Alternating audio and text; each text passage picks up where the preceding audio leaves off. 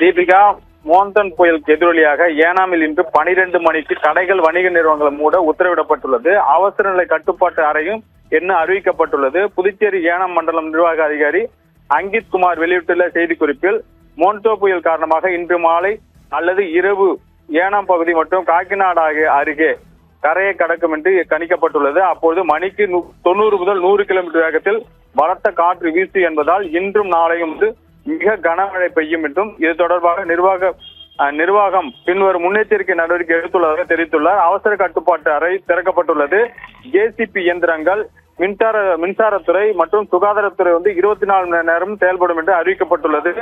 மதுபான கடைகள், வணிக நிறுவனங்கள் மற்றும் பிற கடைகள் இன்று 12 மணிக்கு மூட வேண்டும் என உத்தரவிடப்பட்டுள்ளது. பலத்த காற்று கனமழை பெய்யும் பொழுது ஏனாம் பகுதியில் பொதுமக்கள் வீட்டை விட்டு வெளியேற வேண்டாம் என்றும், போதுமான அளவு உணவுப் பொருட்கள், மளிகை பொருட்கள் மற்றும் மருந்து மற்றும் தண்ணீர் போன்ற அத்தியாவசிய பொருட்களை வாங்கி வைத்துக் கொள்ளுமாறும் பொதுமக்களுக்கு கேட்டுக் கொள்ளப்படுகிறது. குடிசைப்பட்டு பகுதியில் வசிக்கும் மக்கள் அனைத்து வசதிகளும் பொருந்திய கட்டுப்பாட்டு அறைகள் திறக்கப்பட்டுள்ளது. அங்க தேவையான ஏற்பாடு செய்யப்பட்டது. அங்க தங்கிக் கொள்ளலாம் என்றும் நிர்வாகம் சார்பில் அறிவிக்கப்பட்டுள்ளது. இது சம்பந்தமாக அவசர எண்களும் அறிவிக்கப்பட்டுள்ளது. தீபிகா.